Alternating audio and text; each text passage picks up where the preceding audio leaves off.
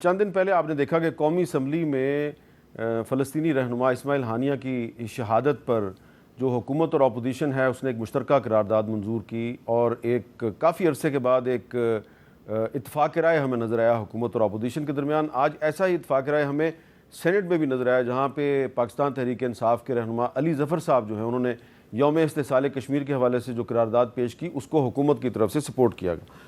Doctor ہما بقائی صاحب، میرا آپ سے سوال یہ ہے کہ اس وقت آپ کو کیا نظر آتا ہے کہ کیا موجودہ صورتحال میں کچھ ایسے نیشنل ایشوز ہیں جس پہ کہ حکومت کو اور اپوزیشن کی جماعتوں کو اپنے جو اختلافات ہیں وہ تھوڑی دیر کے لیے پس پش ڈال کے ان ایشوز پہ بھی آپس میں تعاون کرنا چاہیے؟ چلیں فلسطین پہ تعاون ہو گیا، کشمیر پہ بھی تعاون ہو گیا، اور کون سے ایشوز ہیں جس پہ ایک کامن پاکستانی جو ہے وہ چاہتا ہے کہ حکومت اور اپوزیشن ایک مشترکہ موقف اختیار کریں؟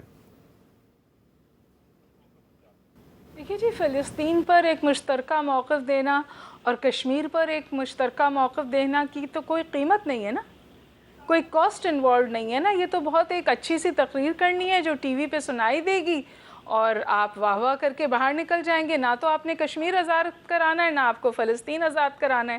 ہاں، آپ کو اپنی عوام کو غربت سے آزاد کرانا ہے، ان کو تعلیم دینی ہے اور ان کو ہیلتھ کیئر دینی ہے۔ وہاں پہ تو کوئی کنسنسس نہیں، وہ ایشوز ہی نہیں ہیں آپ کے لیے اس وقت۔ آپ پوری ڈیبیٹ میں بہت معذرت کے ساتھ آپ سے گزارش کروں، آج میں نے بہت عرصے بعد آپ کا پورا شو بائی ڈیفالٹ سن لیا۔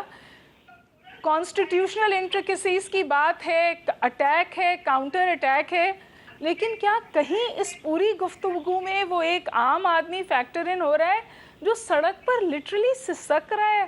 حامد میر صاحب، بہت برے حالات ہیں۔ کراچی کی لوٹ مار ایسی ہے کہ گھر سے بچیوں کو باہر بھیجتے ہوئے ڈر لگنے لگا ہے۔ ایسی لوٹ مار ہے کراچی میں، چاہے آپ گھومنے پھرنے نکلیں، چاہے آپ شاپنگ کرنے نکلیں، آپ لٹ سکتے ہیں اور آپ کو مار دیا جائے گا۔ نہ کوئی پوچھنے والا ہے، نہ کوئی داغ رسائی کرنے والا ہے۔ میں آپ سے گزارش کروں کہ شاید میں اس بحث سے باہر ہوں، کیونکہ جو باتیں، جو کانسٹیٹیوشنل انٹریکسیز، جو ہائی ساؤنڈنگ باتیں آپ دونوں لوگوں نے کی ہیں، آپ بہت بڑے قانون دان بھی ہیں، بہت بڑے سینیٹر بھی ہیں، لیکن آپ کی اس پوری بحث میں کہاں ہوں؟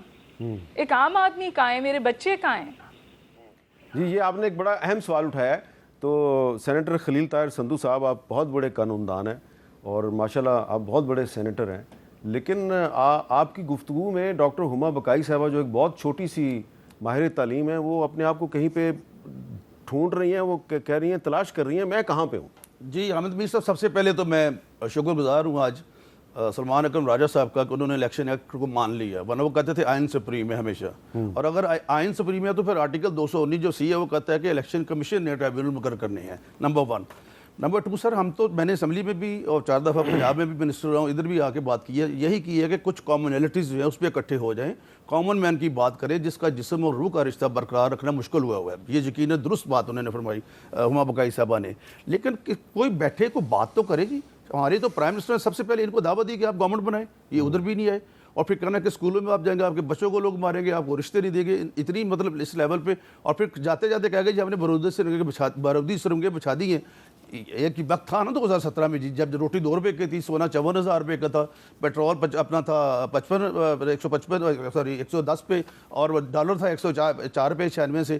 تو آخر کچھ تو ہوا نا 42 ماہ میں کہ جو بارودی سرنگیں بچھائی ہیں، جو شوکت طرین صاحب نے اپنے دونوں وزرائے کو کہا، جو بعد میں ٹیپ بھی ہوئی بات اور چلی بھی کہ آپ یہ آئی ایم سے مادہ توڑ دے، سارا کچھ کر دے، حالانکہ اس سے کووننٹ کہ اگر آئی ایم سائن نہیں کرے گا تو باقی ممالک بھی آپ کو مدد نہیں دے سکتے کسی صورت میں بھی۔ دیٹس وائی کہ ملک کو ہم نے سیاست کو قربان کر دیا لیکن ریاست کو بچایا، اور اس کو انسالوینٹ ہونے سے بچا لیا۔ آپ نے اپنی سیاست کو قربان کر کے ریاست کو بچا لیا؟ جی بالکل بچایا۔ پکی بات ہے؟ جی پکی بات۔ یہ جو سپریم کورٹ کی اور پارلیمنٹ کی لڑائی ہونے والی ہے، اس میں ریاست کو کوئی نقصان نہیں ہوگا؟ نہیں، ریاست کو کوئی نقصان نہیں۔ جی سلمان صاحب، ریاست کو کوئی نقصان نہیں ہوگا، آپ اتنے پریشان کیوں ہیں؟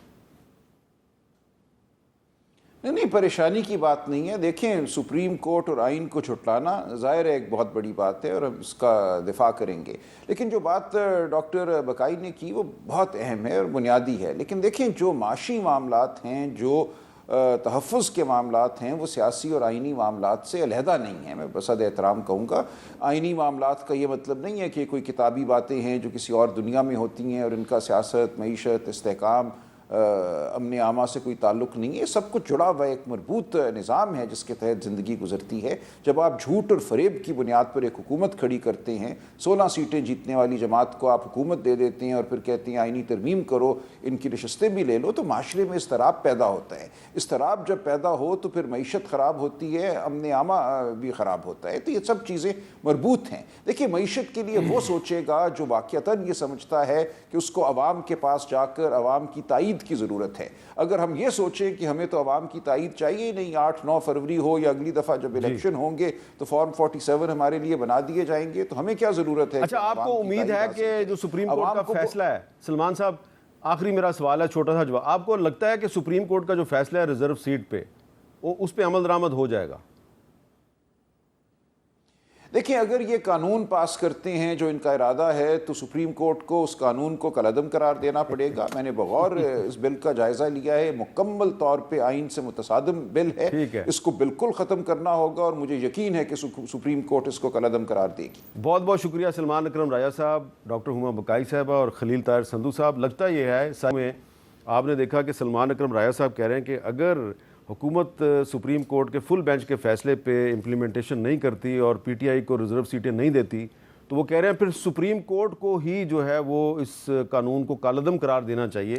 تو اس لحاظ سے دیکھا جائے تو ڈاکٹر ہما بقائی صاحبہ کا یہ سوال بڑا اہم ہے کہ یہ جو حکومت اور اپوزیشن کی لڑائی ہے، اس میں جو عام آدمی ہے وہ کہاں پہ کھڑا ہے؟